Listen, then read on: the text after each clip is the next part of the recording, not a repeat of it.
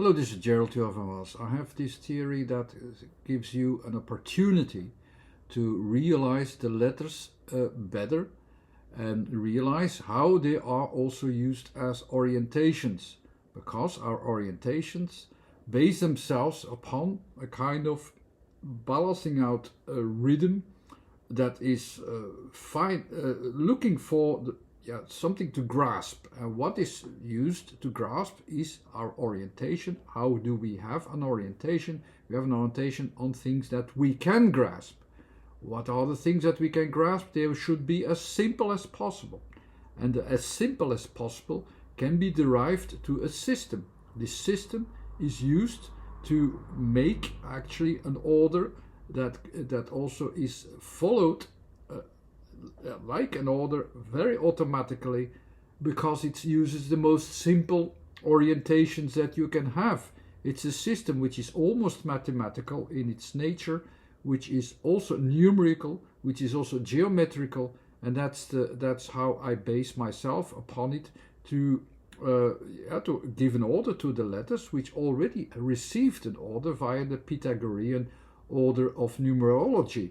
Only I make it even more complete by adding geometry and a lot more systems to it, that you can use it and make it more conscious what is really going on, how our mind gives an order to it.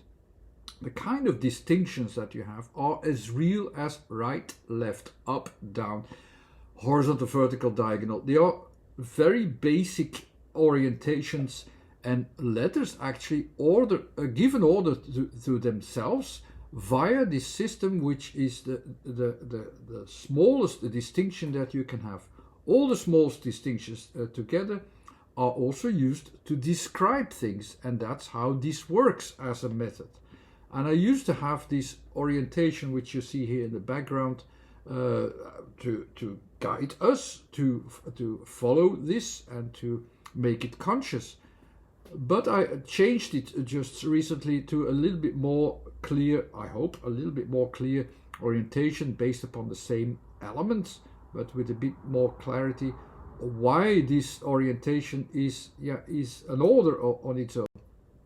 I have this maybe a little bit more explained, as you can see it at the right, but also as you can see it as the orientations. What kind of orientations are the simplest things that you can have?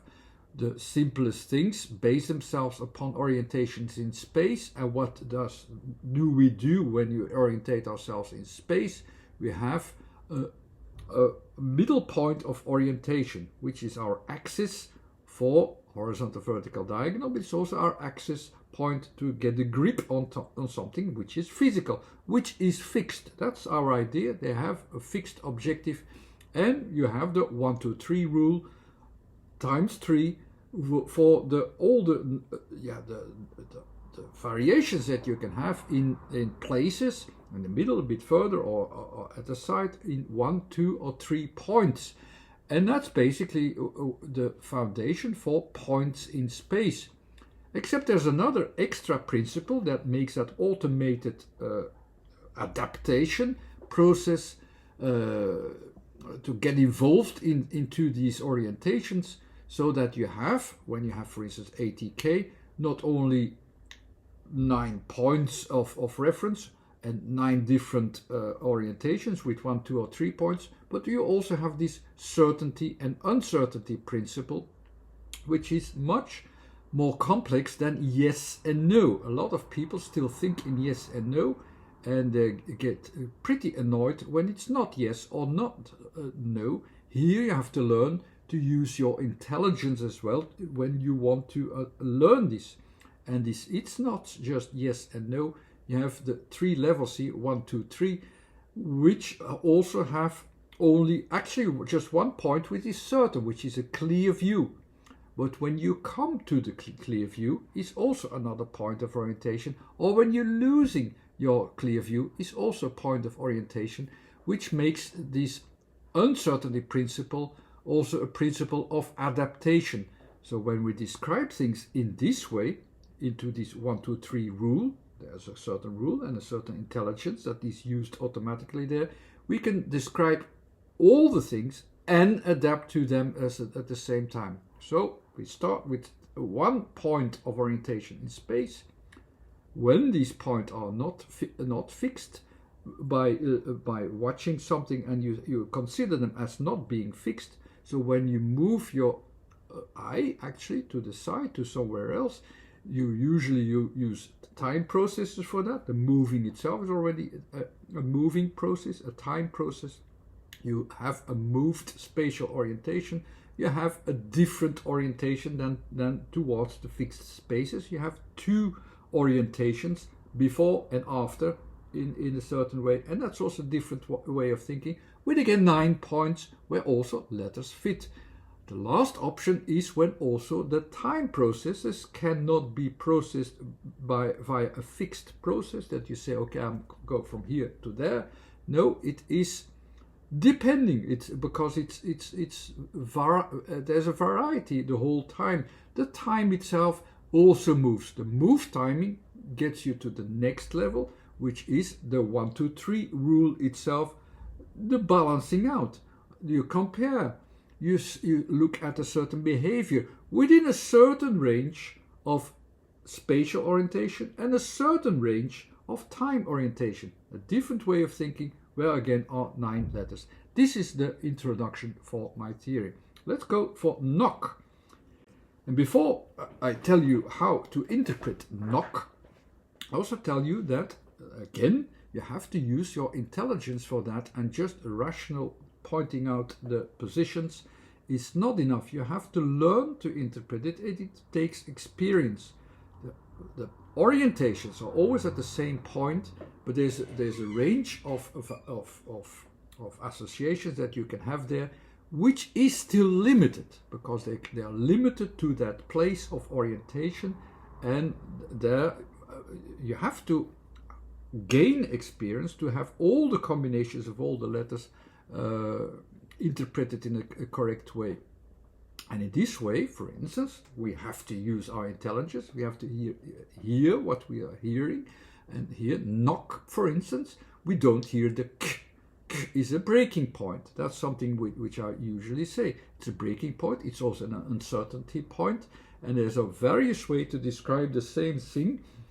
And what is happening actually, if it is not expressed orally, but only written down, how can I interpret this? I can interpret this that it's not really that important as an orientation, so not in a physical way, but more like a guiding way. So it's guiding you towards the right starting point. It's still a starting point, because it's the first letter.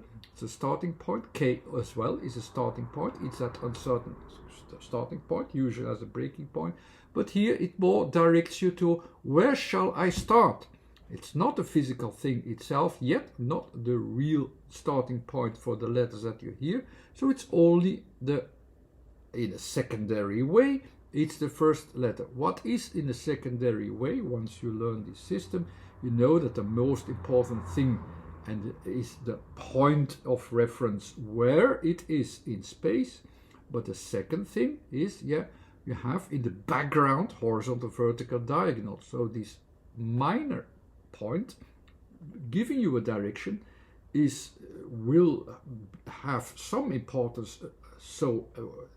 Anyhow, because of course it will be that breaking point, but breaking point will not be that physical, but it gives you a direction where to go to. And where do we go to then? It starts somewhere in the diagonal. So when you have an orientation in the middle, it's a bit away from it, so let's have it also a bit away, so that diagonal is still a guiding line. So it is, you can say, okay, we have that breaking sound in knock. It has that physicality, but it's not that. So we also have like, where shall it go to? Is this physicality of breaking really important? No, it's an orientation of breaking. You can hear it, so that is a breaking sound still, but when we express it as knock, we don't say knock, we say knock.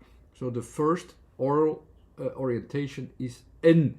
So the N is the basis of the physical orientation after the expression of that breaking sound. It's more like, it's like, hey, hey.